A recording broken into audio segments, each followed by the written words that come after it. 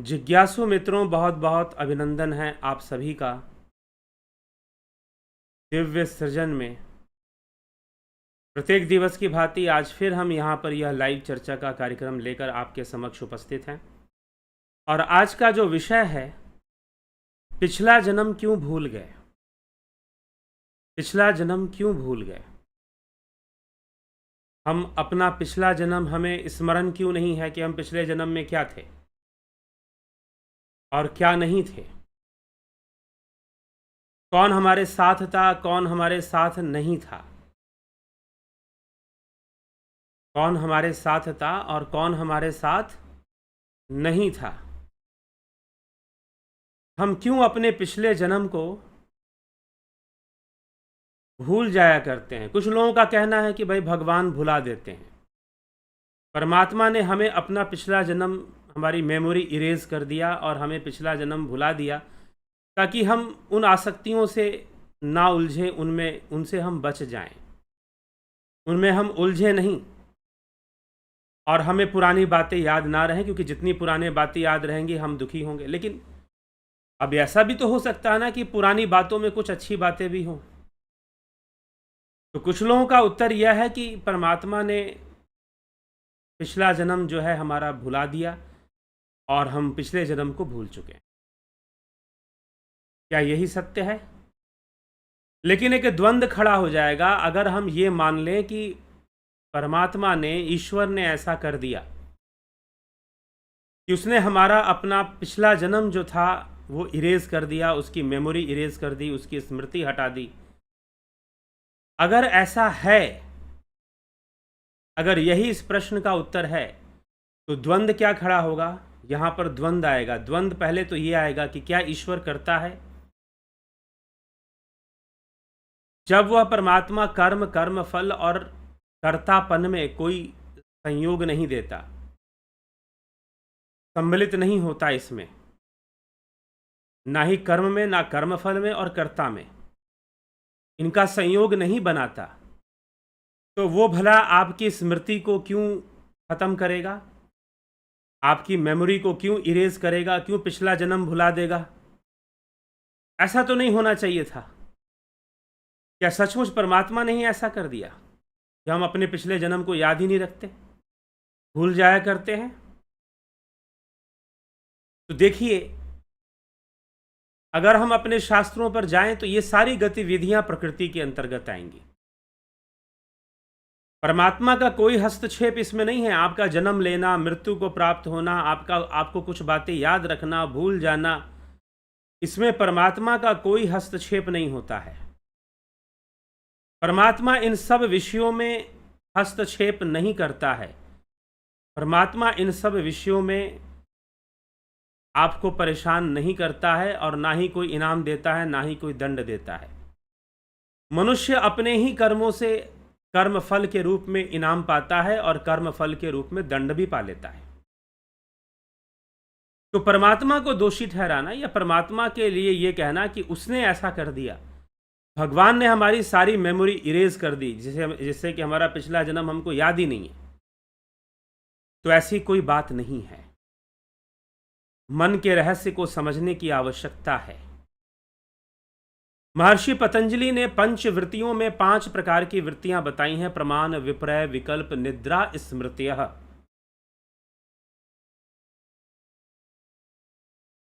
पांच प्रकार की वृत्तियां बताई हैं। प्रमाण, विपर्य, विकल्प, निद्रा, स्मृतयः। अर्थात प्रमाण है, विकल्प है, विपर्य है, निद्रा है और स्मृति है। ये पंच वृत्तियां योग सूत्र में महर्षि पतंजलि ने बताई हैं। जी हाँ, तो प्रमाण आधारित है, प्रमाण पर जो हम प्रत्यक्ष करते हैं, जिसका प्रत्यक्षीकरण होता है। विकल्प जो कि कल्पना पर, विपर्य जो कि मिथ्या है, और फिर स्मृति जो कि पीछे है, और निद्रा के बाद आती है स्मृति। पहले निद्रा है और निद्रा के बाद स्मृति। अब यह निद्रा क्या है? Thought of nothingness, wave of nothingness. एक ऐसी वृत्ति है जिसमें बाकी दूसरी वृत्तियों का अभाव हो जाता है। अर्थात जब निद्रा वृत्ति चलती है तो उसमें ना प्रमाण वृत्ति चलती है, ना विकल्प चलता है, ना विपर्य चलता है, और ना ही स्मृति चल सकती है। हाँ, निद्रा के अंदर स्वप्न रूपी तरंगे जरूर थोड़ी सी चलती हैं, लेकिन वह भी स्वप्न और सुषुप्ति, दो तरंगे चलती हैं, स्वप्न और सुषुप्ति। निद्रा में दो तरंगे चलती हैं, स्वप्न और सुषुप्ति। तो स्वप्न है और सुषुप्ति है, या तो स्वप्न चलेगी सुषुप्ति चलेगी, लेकिन जब सुषुप्ति आ जाएगी तो फिर आपको दूसरी कोई वृत्ति उस समय नहीं चल रही होती, बस एक ही वृत्ति चलती है, वो है सुषुप्ति अर्थात निद्रा। जी हाँ, निद्रा भी वृत्ति है, ये ध्यान रखिएगा। निद्रा कोई समाधि की अवस्था नहीं है, इसीलिए योग सूत्र को समझना चाहिए। निद्रा कोई समाधि नहीं है। निद्रा क्या है? निद्रा एक वृत्ति है, वो भी एक प्रकार का तरंग है, वो भी एक प्रकार का थॉट वेव है, लेकिन जब वो चलता है तो अन्य वृत्तियों को बाधित कर देता है, अन्य वृत्तियों को स्थगित कर दिया जाता है। अब उसमें जो कुछ वृत्तियां हैं, प्रत्यक्ष है, प्रमाण है, विपर्य है, विकल्प है, ये तो आपकी बौद्धिक अवस्था पे निर्भर करती हैं कि आपकी बौद्धिक अवस्था किस में है। तो प्रत्यक्ष या प्रमाण या विपर्य या विकल्प की वृत्ति चलेगी, लेकिन जो स्मृति है वो आपके पूर्व अनुभवों पर निर्भर करती हैं कि आपने पिछले समय में जो कर्म किए हैं, जो कार्य किए हैं, या जिन लोगों से आप मिले हैं, उनकी स्मृति रह जाती है। उनका इंप्रेशन आपके ब्रेन पर, आपके मस्तिष्क पर, आपके चित्त पर उनका इंप्रेशन रह जाएगा, और जब आप उनसे दोबारा मिलते हैं तो आपको स्मृति बताएगी कि हाँ, इनसे हम मिल चुके हैं। तो स्मृति रूपी वृत्ति भी चलती है। लेकिन जब निद्रा की वृत्ति चलती है तो उस समय एक घटना घटती है, और यह साइंटिफिकली प्रूव हो गया है। बड़े बड़े साइकोलॉजिस्ट ने इस फैक्ट को प्रूव किया है कि जी हाँ, पहली बात तो ये प्रूव किया है कि sleep is also a thought wave. Sleep is also a thought wave. पता नहीं कोई गुरुजी हैं, कोई संस्था के कुछ लोग हैं जो बताते हैं कि नहीं, जो सुषुप्ति अवस्था है वह तुरीय अवस्था से पहले की अवस्था, उसके बाद तुरीय अवस्था आएगी। इसका मतलब तुरीय अवस्था प्राप्त करने के लिए हमें गहरी नींद में जाना चाहिए? फिर नहीं, ध्यान करना पड़ता है। तो कभी भी आप ध्यान की जो चित्त वृत्ति निरोध है उसको कभी निद्रा से मत जोड़िए। निद्रा एक वृत्ति है, ना कि निद्रा कोई समाधि की अवस्था। समाधि की अवस्था सचेत अवस्था में होती, सचेतन, उसमें चेतनता रहती है, अवचेतनता नहीं आती है। लेकिन निद्रा में अवचेतनता आ जाती है, अवचेतन की अवस्था में आप चले जाते हैं।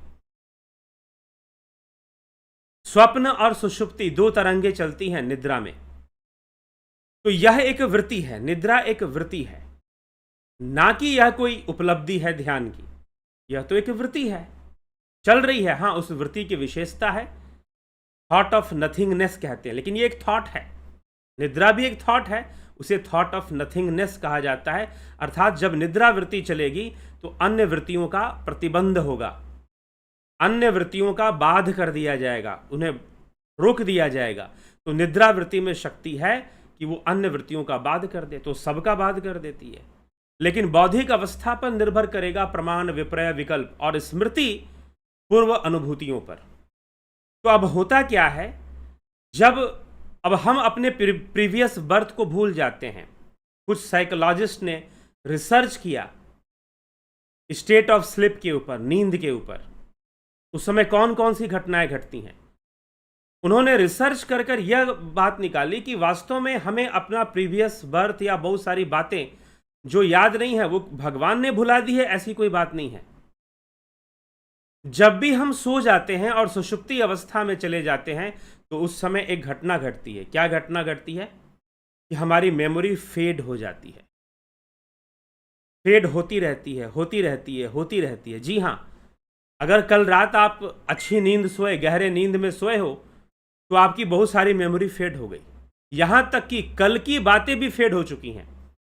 अगर आपसे पूछ दिया जाए, आप पिछले जन्म की बात करते हो कि हम अपना पिछला जन्म भी भूल चुके, हम अपना पिछला जन्म भूल चुके, हम ये बात करते हैं, लेकिन ऐसा नहीं है। आप कल की बात याद कीजिए कि कल किस टाइम पर आपने क्या किया था। आपको 100% तो कल की बात भी याद नहीं होगी। 100% आपको कल की बात भी याद नहीं होगी कि कल आपने सुबह उठा, कितने बजे उठे, पहला कौन सा पैर बेड से नीचे रखा, या किस किस पैर पे कितने बजे ब्रश किए, कितनी देर तक ब्रश किए। बहुत सारी बातें आपको कल की भी याद नहीं होंगी। आप पिछले जन्म का छोड़ दीजिए, 2 दिन पहले की बहुत सारी बातें याद नहीं होंगी। 10 दिन पहले, साल भर पहले की मुख्य मुख्य घटनाएं ही याद होंगी कि पिछले साल आपने कौन कौन सा कार्य किया था। पिछले साल अगर मैं पूछूं कि आज की डेट पर 20 जून को पिछले वर्ष में क्या खाना खाया था, याद है आपको? 20 जून को पिछले वर्ष में आपने क्या खाना खाया था, कौन सी सब्जी खाई थी, क्या याद है आपको? आपको याद नहीं होगा। एक मेमोरी फेड होने का एक प्रोसेस रेगुलर चलता रहता है, चलता रहता है। जब भी हम सोते हैं और हम सोएंगे नहीं तो हम स्वस्थ नहीं रह सकते, क्योंकि सोते समय ऐसे हार्मोन्स डेवलप होते हैं हमारी बॉडी में जो हमें हेल्दी रखते हैं, हमें एनर्जेटिक रखते हैं, हमें चार्ज रखते हैं। तो नींद भी जरूरी है, लेकिन जब भी हम डीप स्लीप में जाते हैं हमारी मेमोरी फेड हो जाती है। थोड़ी थोड़ी मेमोरी फेड होते जाती है, फेड होते जाती है, फेड होते जाती है, और जो जितनी पुरानी होती है उतना हमें कम याद होता है। खासकर उस उम्र की बातें हमें कम याद होती हैं जब हम बहुत ज़्यादा सो रहे होते हैं। खास करके नवजात शिशु, छोटे बच्चे जब जन्म लेते हैं, इन्फेंट्स जो हैं, न्यूली बॉर्न बेबी, जब 5 वर्ष की उम्र तक बच्चे ज़्यादा सोते हैं। जो बहुत छोटे बच्चे हैं, साल भर के हैं, वो तो 12-12 घंटे, 15-15 घंटे भी सो लेते हैं। बड़े होते हैं, नींद थोड़ी कम होती है, लेकिन फिर भी 5 वर्ष तक छोटे बच्चे जो है बहुत सोने का काम ज़्यादा करते हैं और डीप स्लीप में जाते हैं, सोते हैं, तो मेमोरीज फेड होती हैं और उस समय की बातें हमें और कम याद होती हैं। और रही बात पिछले जन्म की बातों की, तो पिछले जन्म की बातें तो ना जाने फेड होते होते होते होते हम इस अवस्था में आ गए हैं कि वो बातें हमको याद ही नहीं है। लेकिन हम ये कहें कि किसी भगवान ने इरेज कर दिया, भगवान ने भुलवा दिया, तो ये तो एक बस आपको रिसर्च नहीं करना है, तो वहां आप गॉड को ले आओगे। जहां आपको नहीं समझना है वहां आप हम गॉड को ले आएंगे, भाई गॉड ने ये कर दिया, भगवान ने ये कर दिया, ठीक है। और जहां हम जानने की कोशिश करेंगे कि भाई वास्तव में घटना क्या घट रही है, वास्तव में घटना क्या घट रही है, तो घटना यह घट रही है कि जब भी आप डीप स्लीप में जाते हैं आपकी मेमोरी फेड हो जाती है, और फेड होते होते होते होते बहुत सारी बातें आप भूलते जाते हैं, भूलते जाते हैं, भूलते जाते हैं। फिर जो बहुत महत्वपूर्ण बातें हैं वो भी आप भूल जाते हैं। बहुत सालों बाद आप मूव ऑन कर जाते हैं, मूव ऑन। अगर प्रकृति का ये सिद्धांत है, अगर ऐसा हमारा माइंड काम ना करे, हर बात को याद रखे, तो शायद लाइफ बड़ी डिफिकल्ट हो जाएगी। ये बात सही है, लाइफ बड़ी डिफिकल्ट हो जाएगी अगर हम हर बात को रट के रखें, याद करके रखें, मेमोराइज करके रखें। और कई लोग तो बिना अपने मन मर्जी से ख्याली पुलाव बनाते रहते हैं, पकाते रहते हैं अपने दिमाग में, ये ऐसा, वो ऐसा, ऐसा हुआ, वैसा हुआ, इस पे ट्रस्ट करो, ना करो, ऐसा करो, बहुत तरह की बातें। अपने ही विचारों से परेशान रहते हैं और अपना ही नुकसान करते रहते हैं। तो बहुत कुछ याद रखकर भी कुछ मिलना नहीं है, कोई लाभ नहीं मिलने वाला है। तो मेमोरी फेड होने की अपना एक प्रोसेस है, वो प्रोसेस चलता रहता है। सच पूछो तो इस थ्योरी के ऊपर एक फिल्म भी बन चुकी है हॉलीवुड में, कि हमारी मेमोरी फेड होती रहती है, फेड होती रहती है, फेड होती रहती है। कब फेड होती है? जब हम डीप स्लीप में जाते हैं, जब हम गहरी निद्रा में जाते हैं, तो हमारी जो मेमोरी है वो फेड होती रहती है, और फेड होते होते होते होते फिर हमें अपना पिछला जन्म भी याद नहीं है। लेकिन अब एक दूसरा प्रश्न उठता है कि क्या हमारा जो पिछला जन्म है, या आज तक हमने जो भी कार्य किए हैं, जो कुछ भी किया है, क्या उसका डाटा हमारे चित्त में स्टोर है, हमारे कॉन्शियसनेस में हमारे कॉन्साइंस में क्या उसका डाटा है कि नहीं है? चलो फेड हुई है ना, इरेज तो नहीं हुई है। दो वर्ड हैं, फेड होना और इरेज होना। इरेज मतलब मिटा दो, इरेजर होता है ना, बच्चे पेंसिल से लिखते हैं, इरेजर से मिटा देते हैं। मिटा देना मतलब इरेज कर दिया, रिमूव कर दिया, बिल्कुल हटा दिया। और दूसरा एक वर्ड है फेड करना। फेड करना मतलब कि वो है लेकिन अब वो साफ साफ दिखाई नहीं दे रहा, फेड हो गया है। जैसे कोई चित्र हो, फेड सा हो, तो हम कहेंगे भाई बहुत क्लियर विजन नहीं है। विजन बहुत क्लियर नहीं होगा तो हम बोलेंगे ब्लर है, फेड है।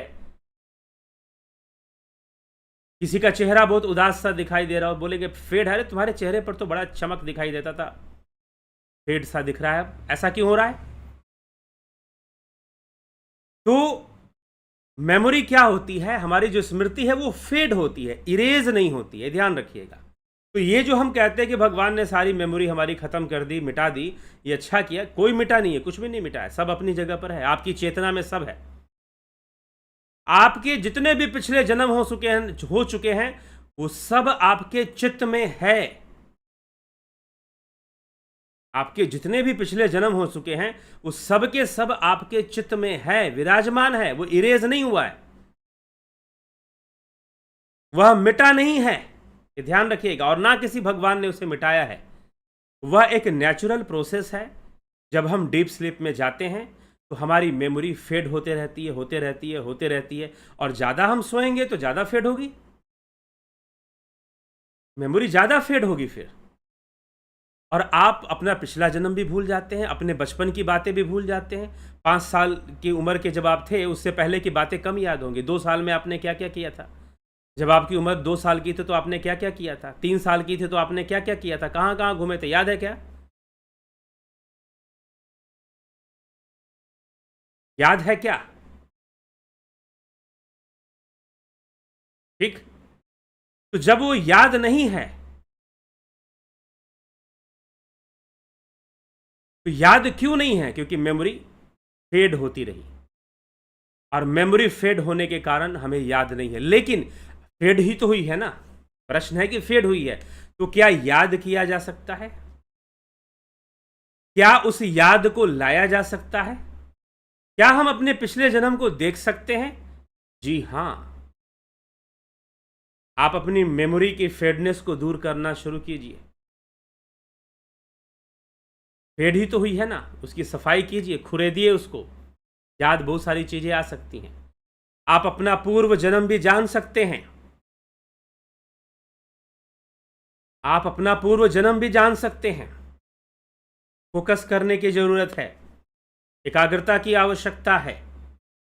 आप आप जब अपने ध्यान शक्ति को विकसित करेंगे, जब आप अपनी एकाग्रता को विकसित करेंगे, जब आप अपनी एकाग्रता की शक्ति, ध्यान शक्ति, फोकस को जब आप डेवलप करेंगे तो आप अपने पिछले जन्मों को भी जान जाएंगे। और फिर पता चलेगा कि इस जन्म में भी आप कई ऐसे लोगों के साथ मिलते जुलते और ऐसे लोगों के बीच में रहते हैं जो पिछले जन्म में भी आपके साथ थे, उनका कार्मिक कनेक्शन आपके साथ है, उनका कार्मिक कनेक्शन भी आपके साथ है और आप उन्हीं के बीच में हैं। वो आपको मिल जाएंगे कहीं ना कहीं इसी जन्म में, कुछ ना कुछ कर्मों का लेन देन कर रहे होंगे। तो पिछले जन्म को भी जाना जा सकता है अगर अपनी ध्यान शक्ति को विकसित किया जाए, अगर अपनी चेतना में की गहराई में उतरा जाए, अपने सबकॉन्शियस में उतरा जाए, अवचेतन में उतरा जाए। वहां मेमोरी फेड हो जाती है, अवचेतन में चला जाता है। तो आप जान भी सकते हैं अपने पिछले जन्मों को, देख भी सकते हैं थोड़े से प्रयास में, बहुत बड़ा भी प्रयास नहीं करना पड़ता, कोशिश की जा सकती है। लेकिन अब एक प्रश्न है कि क्या हमें अपना पिछला जन्म जानना चाहिए? जानना अच्छा होगा? कोई मतलब नहीं उसका। सत्य पूछिए तो आपके अपने प्रीवियस बर्थ को जानने का कोई स्पेशल मीनिंग उससे निकलने वाला नहीं है।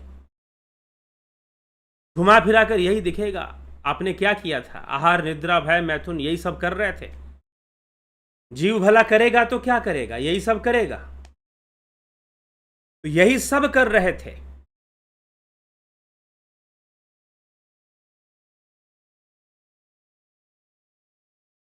तो यह हमें समझना पड़ेगा तो मेमोरी हमारी फेड होती है, इसीलिए हम पिछले जन्म को भूल जाते हैं, लेकिन हम उसे याद नहीं कर सकते या सामने नहीं ला सकते, ऐसा नहीं है, सामने आ सकता है। अगर हम वैसी साधना करें, अपने ध्यान शक्ति को विकसित करें, ध्यान योग को विकसित करें, तो हम अपने पिछले सारे जन्मों को जान सकते हैं। लेकिन सारे जन्मों को जानने का क्या उद्देश्य है? उससे क्या हो जाएगा? कुछ हो जाएगा क्या? कुछ भी होने वाला तो नहीं है। बस आपको पता चलेगा कि हम बहुत जन्मों से फंसे हुए हैं इस माया में। आपको थोड़ी सी समझ ये आएगी कि हम बहुत जन्मों से फंसे हुए हैं इस माया में। अनेक जन्मों से शायद फंसे हुए हैं माया में। अनेक जन्मों से कभी कुछ कर रहे हैं, कभी कुछ कर रहे हैं, किए जा रहे हैं। और कई बार तो पिछले जन्मों के कई कर्मों को देखकर आपको अपने आप से ही घृणा हो सकती है। कई बार आपको अपने पिछले जन्मों को देखकर अपने आप से ही घृणा हो सकती है। ऐसा भी हो सकता है कि आपको अपने ही कर्मों से, अपने ही कर्मों को देखकर घृणा शुरू हो जाए। तो इसीलिए कोई बहुत इस बात का महत्व नहीं रह जाता कि आप अपने पिछले जन्म को जान लेंगे और जानकर क्या कर लेंगे। तो कोई बहुत बड़ा परिणाम इससे नहीं निकल जाएगा। लेकिन फिर भी जानते हैं तो है बहुत कुछ। आपको पता चलेगा कि हाँ, बहुत कुछ है पिछले जन्मों में, बहुत कुछ है, बहुत कुछ बुरा, कुछ अच्छा भी, लेकिन बहुत कुछ बुरा भी है। ऐसा आपको समझ में आना शुरू हो जाएगा। तो बस इतना ही। फिर आपकी अपनी खुद की इच्छा हो जाएगी कि देखना ही नहीं है, इस चक्कर में पड़ना ही नहीं है, क्योंकि पीछे मिलेगा क्या? क्या मिलेगा? अगर इस जन्म में आप योग मार्ग पर चले हैं तो पिछले जन्म में या उसके पहले भी कौन सी चीजें प्राप्त होंगी? क्या मिलेगा? कुछ अच्छा, कुछ बुरा, बहुत कुछ दिखेगा। बुरा दिखेगा तो आप दुखी हो जाओगे, अच्छा दिखेगा तो खुश हो जाओगे, चलो भाई मैंने पिछले जन्मों में कुछ अच्छे कर्म किए थे। बुरा दिखा तो आपको लगेगा कि मैंने भी घृणित कर्म किए थे, मैं भी बाकी लोगों के समान ही माया में लिप्त होकर पाप करने वाला व्यक्ति था। ऐसा भी आपको दिख सकता है। ठीक है, तो ये ऐसी अनुभूतियां होती हैं। अब मैं कैसे बता रहा हूं? तो अनुभव से ही बता रहा हूं। और कैसे बता रहा हूं? हाँ, लेकिन यह विषय व्यक्तिगत होता है। तो इसलिए हाँ, ध्यान योग में वो सामर्थ्य है कि अगर आप ध्यान योग करते हैं सही से तो निश्चय ही आप जान सकते हैं। इसमें तनिक भी संशय नहीं है कि आप पिछले जन्मों को नहीं जान सकते। जैसे भीष्म पितामह अपने पिछले कई जन्मों को जानते थे, फिर भी उन्होंने भगवान कृष्ण से पूछा कि पिछले 100 जन्मों में तो मैंने ऐसा कोई कर्म नहीं किया कि मुझे इन बाणों की शैया पर सोना पड़े। लेकिन श्री कृष्ण भगवान उनको उसके पिछले जन्मों में ले जाते हैं और दिखाते हैं कि देखो तुमने ऐसे कर्म किए थे। यहां तक कि इसलिए कर्म की सत्ता सबसे बड़ी है। कोई आपको वरदान दे दे, कोई आपको श्राप दे दे, उन सबसे ऊपर कर्म की सत्ता है। उन सबसे ऊपर कर्म की सत्ता है। तो यह हमें विचार करना चाहिए। तो ध्यान योग हमारे सामने कई रहस्यों को प्रकट करता है। ध्यान योग में तो वो शक्ति है कि वो पिछले रहस्यों को भी खोल सकता है और भविष्य में आने वाले रहस्यों को भी खोल सकता है। ध्यान योग में वो शक्ति है। अगर कोई व्यक्ति ध्यान योग का विकास कर, लेकिन अब ये जो शक्तियां हैं कि पिछला भी जान जाएं और भविष्य में जो होने वाला है वो भी समझ लें और वो भी जान जाएं, यह भी संभव है ध्यान योग के माध्यम से कि भविष्य वाली बात भी आदमी जान जाए, पीछे की बात भी जान जाए। लेकिन ध्यान रखिएगा, जो परिपक्व योगी है वो सब जानते हुए भी मौन रहता है और वो जानने की ना कोशिश करता है, क्योंकि जानना ही तो बंधन है। संसार में बहुत कुछ जानना ही तो बंधन है। मान लीजिए ध्यान योग करते करते आपके अंदर कुछ शक्ति विकसित हुई और आप भविष्य की बातें जान लेते हैं, कुछ ऐसा बोल देते हैं जिससे कि वो घटना घटती है, पता भी चलता है कि भविष्य में ऐसा होना है, होता है। परंतु आप देखेंगे जो योगी परिपक्व हैं वो इन सब चक्कर में पड़ते हुए आपको नजर नहीं आएंगे। उनके पास ऐसी शक्ति होगी तो भी वो जानने की कोशिश नहीं करेंगे कि भविष्य में क्या होने वाला है। मानसिक रोग पकड़ लेगा आपको, ज्यादा भूत और भविष्य देखेंगे तो। इसलिए वर्तमान में रहना। योगी सब जानते हुए भी प्रकृति को स्वीकार करते हैं। ऐसे कई योगी हुए जो सब जानते हुए भी वह प्रकृति को स्वीकार करते हैं कि हां, प्रकृति ऐसे चलती है तो हमें उसको वैसे स्वीकार करना है। दुख आता है, दुखों को भी स्वीकार करते हैं। सुख आता है, सुखों को भी स्वीकार करते हैं, लेकिन आगे बढ़ते रहते हैं, आगे बढ़ते रहते हैं। किसी के साथ अटैच नहीं होते, किसी के साथ चिपकते नहीं हैं, किसी के साथ मोह नहीं रखते हैं, आगे बढ़ते रहते हैं। इसीलिए हमें वास्तव में प्रकृति चाहती है कि हम आगे बढ़ते रहें, आगे बढ़ते रहें। चरैवेति चरैवेति, चलते रहें, चलते रहें। ना भूत के साथ चिपके, ना भविष्य की चिंता करें, और ना ध्यान योग का प्रयोग इन सब चीजों में करें। हाँ, हो सकता है कि भविष्य की बातें भी समझ में आने लगे, लेकिन फिर भी योगी जब आगे बढ़ जाता है योग मार्ग पर, तो वो इन सब छोटी मोटी चीजों को ध्यान नहीं देता कि मुझे भविष्य की बात पता चल गई या मुझे भूत का पता चल गया। हाँ, कई बार वो अपने लोगों को, कई लोगों को आगाह जरूर करते हैं कि भाई तुम्हारे भविष्य में ऐसा हो सकता है, थोड़ा सावधान रहना। सचेत जरूर कर सकते हैं कि थोड़ा सा संभलो, अगर इस रास्ते पर जाओगे तो दुखद भविष्य मिलने वाला है, बाकी छोड़ दो। अगर उसके प्रारब्ध में है तो कौन उसे रोक सकेगा, जाएगा। लेकिन फिर भी कहते हैं कि शक्ति होती है योगियों की। अगर कोई उनकी बात मान ले और उनकी सेवा में आ जाए, उनकी आज्ञा में आ जाए, अब योगी कहिए या गुरु कहिए कि गुरु आज्ञा में आ जाए या योगियों की आज्ञा में आ जाए, उनकी सेवा आज्ञा में आ जाए, तो हो सकता है कि जो बहुत बड़ा कष्ट है वो कम हो जाए।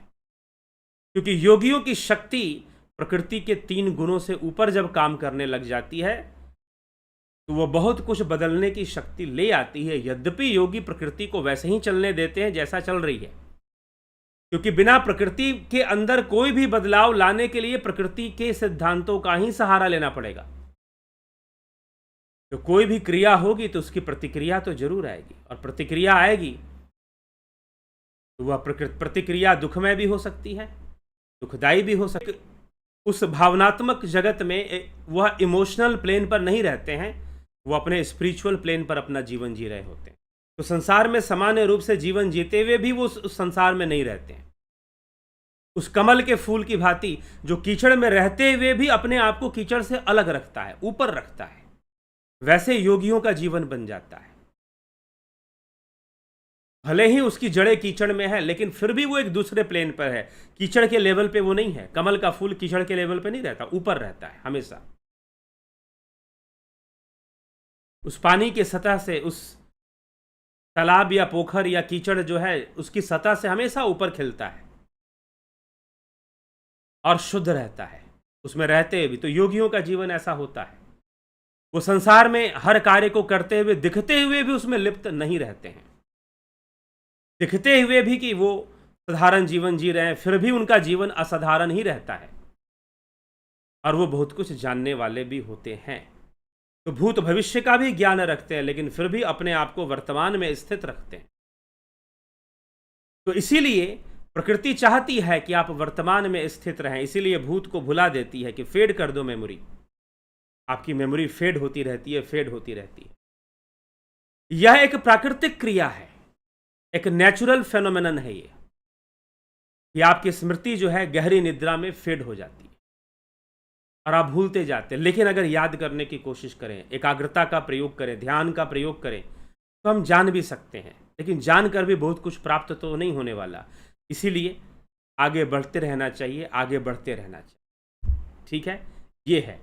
बाकी आप ध्यान योग की गहराई में उतरकर जानना चाहते हैं कि मेरा पूर्व जन्म कैसा था, तो ध्यान योग कर सकते हैं।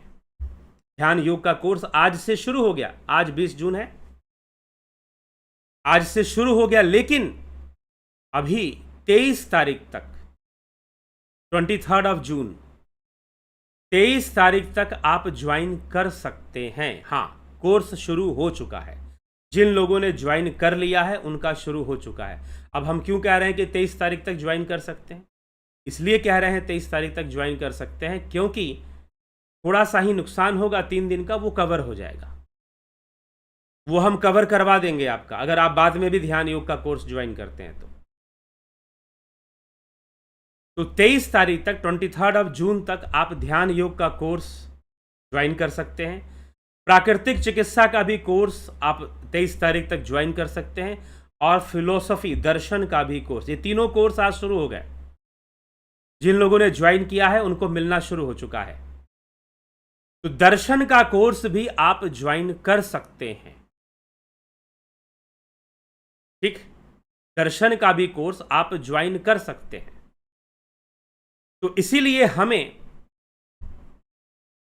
यह बात, अगर आप लाभ उठाना चाहते हैं इन कोर्सेज का, तो आप ज्वाइन, अभी 3 दिन का और समय है, कुछ नहीं बिगड़ेगा आपका। थोड़ा सा देर जरूर होगा लेकिन बिगड़ेगा कुछ नहीं, आप कवर कर लेंगे सारे कोर्सेज को। तो 23 जून से 23 जून तक आप इन कोर्सेज को, दर्शन, प्राकृतिक चिकित्सा और ध्यान योग, इन कोर्सेज को आप ज्वाइन कर सकते हैं। ठीक है। और जीवन संबंधी समस्याओं को अगर ज्योतिष के माध्यम से कुछ जानना, समझना, सुलझाना चाहते हैं तो उसके लिए भी आप संपर्क कर सकते हैं। चलिए हम आगे बढ़ेंगे, आपके कुछ कमेंट्स भी देखेंगे। कौन क्या कहता है? कन्हई कुमार जी बहुत अभिनंदन है, खिम सुनार जी, अजीत अपराजित जी, नरेंद्र माकुड़े जी, जगत नारायण जी, राजू पाल, अर्जन भाई चौहान, संतोष कुमार, अबनी प्रधान जी, शेखर, चितरंजन बरुआ, कमलेश खैरनर, गोविंद प्रसाद नीमा, संतोष गुप्ता, विनोद कुमार सूद जी, श्वेता राय सिन्हा जी, योगेश खैरनर जी, किशोर वैद्य, विनोद कुमार शर्मा, नूतन भट्ट, माधुरी कोले जी, धन्यवाद भारत, रामनिवास मीना, चंद्रकला यादव बहुत अभिनंदन है, धन्यवाद भारत है मेरे भगवान, आपको कोटि कोटि प्रणाम। आचार्य जी हैं मूल्य रत्न देने वाले, ठीक है, अभिनंदन है। भरत छबलानी जी, रामविलास जी, धन्यवाद भारत, राकेश मराठे, रूपलाल विश्वकर्मा, रतन सिंह, एके त्यागी, उषा श्रीवास्तव जी बहुत अभिनंदन है। घनश्याम सरोदे जी, आदर्श सिंह जी, कठोपनिषद में दिया गया है कि शरीर रथ और आत्मा रथी है, और अष्टावक्र गीता में दिया गया है आत्मा एक है। इसका मतलब कि एक आत्मा के सब शरीर हैं, और आत्मा के कारण ही प्रकृति अलग अलग रूप ले रही है। जी हाँ, जो अष्टावक्र महागीता है वह अद्वैत सिद्धांत पे आधारित है। अद्वैत का प्रारंभ ही मान लीजिए वहां से होता है। अद्वैत का प्रथम ग्रंथ जिसमें कि अद्वैत की विशद व्याख्या, विशाल व्याख्या हमें प्राप्त हो, तो वहां से हमें प्राप्त होता है। ठीक है। तो आत्मा रथी है, निश्चय ही आत्मा रथी है। आत्मा दृष्टा भी है रथी होने के साथ, और आत्मा, ये उपनिषद वाक्य है। उपनिषद वाक्य में अयम आत्मा ब्रह्म भी है, कि आत्मा ही ब्रह्म है, और आत्मा एक है, और आत्मा ही सब कुछ है। आत्मा के कारण ही प्रकृति अलग अलग रूप ले रही है। आत्मा के कारण प्रकृति अलग अलग रूप ले रही है, आत्मा का विवर्त है, इसे विवर्त बताया गया है। ठीक है, इसे विवर्त बताया गया है। बाकी प्रकृति का जो अस्तित्व है वो इंद्रियों में है। मैं कई बार बोल चुका हूं, माया का अस्तित्व इंद्रियों में है। आप इंद्रियों के परे चले जाओ, ना कोई प्रकृति है, ना कोई माया है, सिर्फ और सिर्फ आत्मा है, सिर्फ और सिर्फ ब्रह्म है।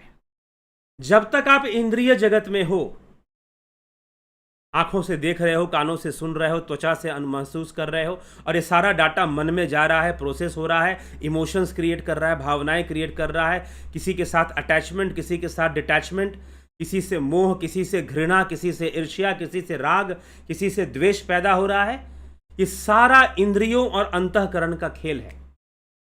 अगर आप इससे बाहर निकल गए, यही भाव सागर से बाहर निकलना है। अगर आप इंद्रियों के जगत से बाहर निकल गए, क्योंकि अंतःकरण का खेल इंद्रियों पर निर्भर है, उससे बाहर निकल गए, ना कोई प्रकृति है, ना कोई माया है, सिर्फ और सिर्फ ब्रह्म है, सिर्फ और सिर्फ आत्मा है, और कुछ भी नहीं है। तो सच पूछो, जो स्वामी तुलसीदास जी लिखते हैं, गो गोचर जहां लगमन जाई, तो सब माया जानहु भाई। जहां जहां तक इंद्रियां जाती हैं वहां वहां तक सिर्फ माया ही है। वास्तव में चीजें वो नहीं है जैसी हमें दिखाई देती हैं, वास्तव में ये हमारी इंद्रियां ही प्रकट करती हैं, और साइंटिफिकली भी ये बातें प्रूव होती हैं। बायोलॉजी पढ़िए थोड़ा सा, उसमें कई चीजें हमें मिलेंगी। कई जीवों की अलग अलग आंखें होती हैं, उनके दृश्य भी अलग अलग बनते हैं, इमेज फॉर्मेशन अलग होता है। कुछ जीव हैं जो अल्ट्रासोनिक वेव्स क्रिएट करते हैं और उससे इमेज फॉर्मेशन कर लेते हैं, और बड़ा परफेक्ट इमेज फॉर्मेशन कर लेते हैं। चमगादड़ आपके कमरे में घुस जाए, इधर से उधर उड़ेगा लेकिन आपसे टकराएगा नहीं। अल्ट्रासोनिक वेव्स क्रिएट करेगा, इमेज फॉर्मेशन करेगा और आगे बढ़ जाएगा। तो कई जीव हैं जो अलग अलग तरीके से वर्ल्ड को परसीव करते हैं, उनके परसेप्शन अलग अलग हैं इंद्रियों के कारण, इंद्रियों में अलग अलग गुण होने के कारण। हम जिह्वा से स्वाद लेते हैं, हम जिह्वा से स्वाद लेते हैं क्योंकि हमारे जिह्वा में टेस्ट बर्ड्स हैं। ठीक, हम जिह्वा से स्वाद लेते हैं क्योंकि हमारे जिह्वा में क्या है, टेस्ट बर्ड्स हैं। तो इंद्रियां इस माया को दिखाती हैं।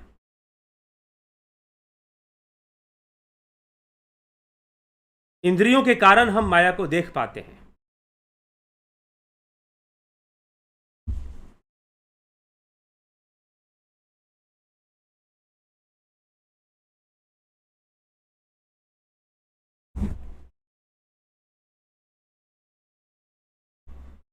तो इंद्रियां हमें माया दिखाती हैं और हमें बताती ये खाना स्वादिष्ट है, ये मिठाई बहुत टेस्टी है, ये भोजन बड़ा स्वादिष्ट है। स्वादिष्ट बना भोजन के अंदर कोई स्वाद है ही नहीं। जिह्वा स्वाद पैदा करती है। जिह्वा में जो जो स्वाद लेने की क्षमता है, 6 प्रकार के रस, 6 प्रकार का स्वाद आयुर्वेद के अनुसार बताया गया है कि हमारी जिह्वा ले सकती है। 7वां नहीं मिलेगा आपको, क्योंकि आपकी जिह्वा में उतना ही स्वाद लेने की क्षमता है। तो यह प्रकृति का साम्राज्य इंद्रिय जगत में है। त्रिगुणी माया इसी को बोलते हैं, यही त्रिगुणी प्रकृति है। आत्मा इसका दृष्टा बनता है, लेकिन जब वो दृष्टा भाव त्यागता है तो अपने आप में स्थित हो जाता है, दृष्टा दृश्य का विच्छेद हो जाता है। और दृष्टा दृश्य का विच्छेद होना ही मुक्ति है, कैवल्य है। दृष्टा दृश्य का बंधन ही वास्तव में बंधन है। कल योग दिवस है, महर्षि पतंजलि ने यही परिभाषाएं दी हैं कि दृष्टा दृश्य का बंधन ही बंधन है, और जहां दृष्टा ने दृश्य को देखना बंद किया वहां दृष्टा अपने आप में लीन हो गया, वो अपने स्वरूप में जाके स्थित हो गया। उसे संसार नहीं देखना अब, तो वह दृष्टा ही रथी है, वही सब कुछ चलाने वाला है। और अष्टावक्र महागीता, यह संपूर्ण प्रकृति उसका विवर्त है, क्योंकि वही तो दृष्टा बना हुआ है। अगर वो अपना दृष्टा भाव त्याग दे तो सब खत्म हो जाएगा, अर्थात सब लीन हो जाएगा, लय हो जाएगा सब कुछ। चलिए, आशा रानी जी बहुत अभिनंदन है आपका, सोनी पंडित जी, ईशा जी, आदर्श सिंह जी, क्या आपने ध्यान योग से अपने पिछले जन्म को जाना? जी हाँ, कुछ जाना है, फिर जानने की इच्छा खत्म हो गई। जैसे ही कुछ जाने, ताकि रहने तो बेकार है पीछे की चीजें देखना, तभी बता रहे हैं। लेकिन क्या जाना है ये कोई मतलब नहीं है यहां बताने का, वो आपका व्यक्तिगत विषय भी नहीं है किसी के लिए। लेकिन कुछ ज्यादा जानकर कुछ करना क्या है, कुछ अच्छा भी है, कुछ बुरा भी है, बहुत सारी चीजें हैं। श्वेता कुमारी जी, अमन जी, पलकधारी राजभर, रामविलास जी, अगर हम इस जन्म में ध्यान योग साधना कर रहे हैं तो पिछले जन्म का अच्छे कर्म संस्कार रहा होगा। अगर अच्छे से कर पा रहे हैं तो निश्चय ही साधना संपत्ति होगी, तभी तो अच्छे से हो पाएगा। बिल्कुल सही बात है। हीरालाल यादव जी, कुछ ना कुछ पुण्य होगा तभी मिल पा रहा है ये सब। हीरालाल यादव, आदर्श सिंह जी, कभी कभी लगता है सब इंद्रियों का खेल है। जी हाँ, संसार में सब इंद्रियों का ही खेल है। शालिनी चौहान जी,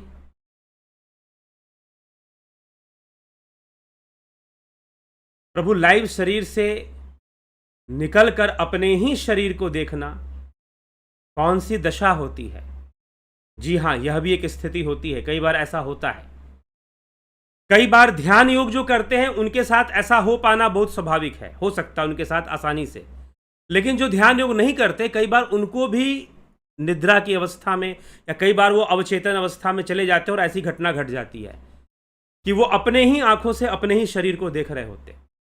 कई बार अस्पताल में कुछ लोग कोमा में चले जाते हैं, तो वो भी ऐसी बातें बतलाते हैं कि जब मैं हॉस्पिटल में बेहोश पड़ा हुआ था तो मैं अपने शरीर को ही देख रहा था बाहर निकलकर। ऐसा भी होता है। और कई बार हॉस्पिटल में नहीं, सामान्य रूप से भी हो जाता है। आपके साथ कैसे हुआ है, ये आपका व्यक्तिगत थोड़ा प्रश्न है, तो आप मुझे व्हाट्सएप मैसेज कर कर बताएं कि आपके साथ क्या हुआ था, ऐसी कौन सी घटना घटी थी जो आप बताना चाहती हैं। शालिनी चौहान जी, ठीक है। आदर्श सिंह, आपने कहा कि इंद्रियां दिखा सुना रही हैं, तो क्या मेरे मरते ही सारा संसार खत्म हो जाएगा? इंद्रियां किसका अंग हैं? इंद्रियां किसका अंग हैं? आदर्श जी, क्या आप मुझे सुनते हैं? तो जो मैंने सूक्ष्म शरीर, स्थूल शरीर और कारण शरीर पे बोला है, पिछले वीडियोस में मेरे व्याख्यान है सूक्ष्म शरीर, स्थूल शरीर और कारण शरीर पर। उसके अंदर विवेक चूड़ामणि में आदि गुरु शंकराचार्य स्थूल शरीर के बारे में क्या बोलते हैं? स्थूल शरीर किससे बना है? तो बोलते हैं कि स्थूल शरीर अस्थियां, मांस, मज्जा, रक्त, इन सब चीजों से, 6 चीजें लगभग बताई हैं, इन सब चीजों से क्या बना है? स्थूल देह बना है। और सूक्ष्म देह किससे बना है? सूक्ष्म शरीर किससे बना है? सूक्ष्म शरीर बना है 5 ज्ञानेंद्रियां, 5 कर्मेंद्रियां, 4 अंतःकरण, कर्म, माया और काम, ऐसे करके 8 बताए गए हैं, जिनको पुर्यष्टक कहते हैं। इनसे सूक्ष्म शरीर बना है। तो जब मृत्यु होगी तो कौन खत्म होगा? स्थूल शरीर खत्म होगा। जो अस्थि, मज्जा, मांस, रक्त, इससे जो बना हुआ स्थूल शरीर है वो खत्म होगा। और सूक्ष्म शरीर में क्या है? ज्ञानेंद्रियां कहां पर हैं? कर्म इंद्रियां कहां पर हैं? सूक्ष्म शरीर में हैं।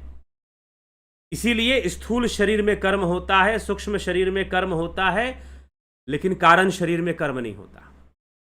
कारण शरीर में कर्म और संस्कार है, इंद्रियां नहीं है। जीव कर्म 2 अवस्थाओं में करता है, सूक्ष्म शरीर और स्थूल शरीर।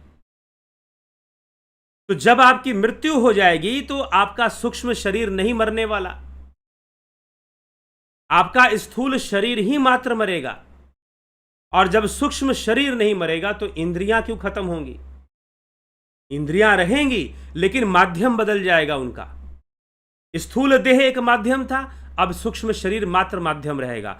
स्थूल देह में 2 माध्यम है, स्थूल देह भी माध्यम है और सूक्ष्म शरीर भी माध्यम है। जैसे कि हम स्वप्न आदि भी देखते हैं, ठीक। तो जो सूक्ष्म शरीर है वह रहेगा और उसमें इंद्रियां रहेंगी। पिछला जन्म में हम क्या थे कैसे जान सकते हैं? ध्यान योग का कोर्स करिए। पिछला जन्म में हम क्या थे और कैसे जान सकते हैं? आप ध्यान योग का कोर्स कीजिए और फिर ध्यान योग का नियमित अभ्यास कीजिए।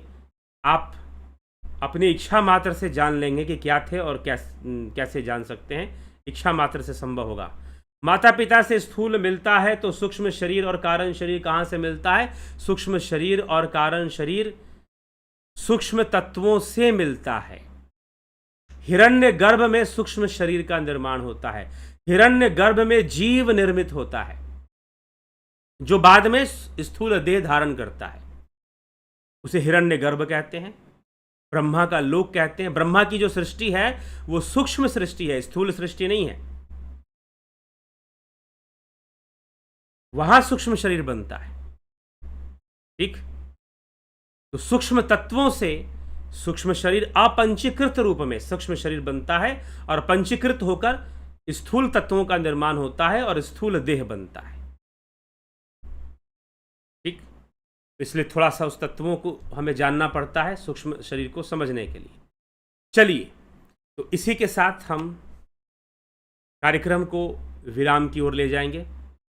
कल फिर मिलेंगे 9 PM लाइव चर्चा में। जो लोग ध्यान योग का कोर्स ज्वाइन करना चाहते हैं, कुछ महानुभाव कहते हैं कि ध्यान योग से जान सकते हैं, बिल्कुल जान सकते हैं, तो ध्यान योग करना तो पड़ेगा।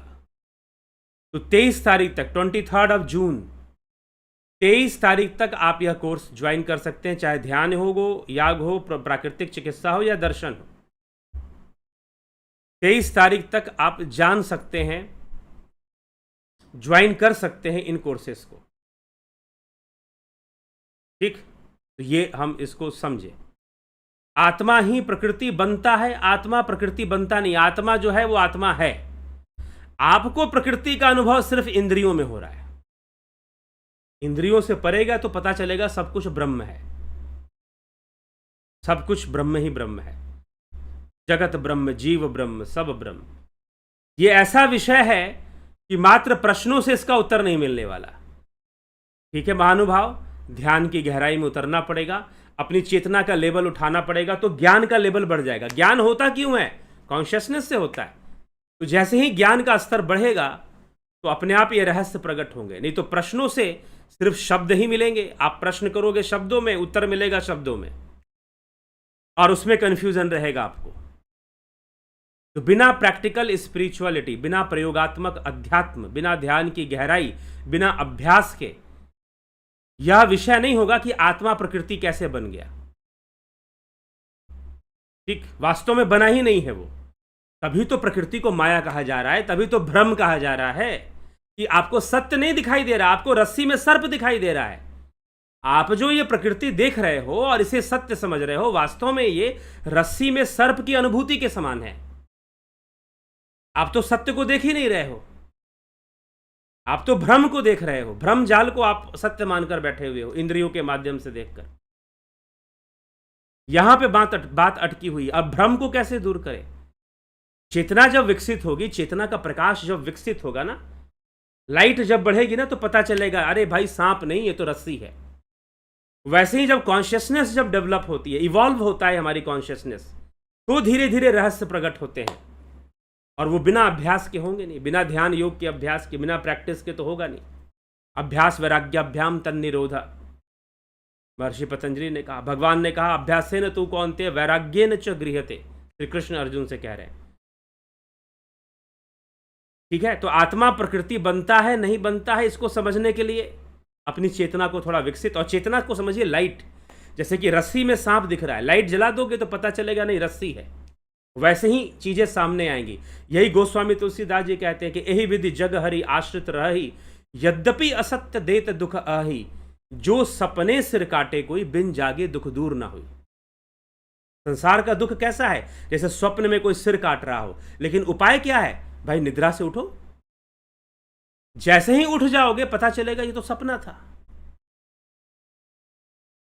जागना पड़ेगा, अपनी चेतना को जागृत करना पड़ेगा, तो समझ में आएगी बात पूरी तरह से। ठीक है, चलिए, तो बहुत बहुत आभार आप सभी का।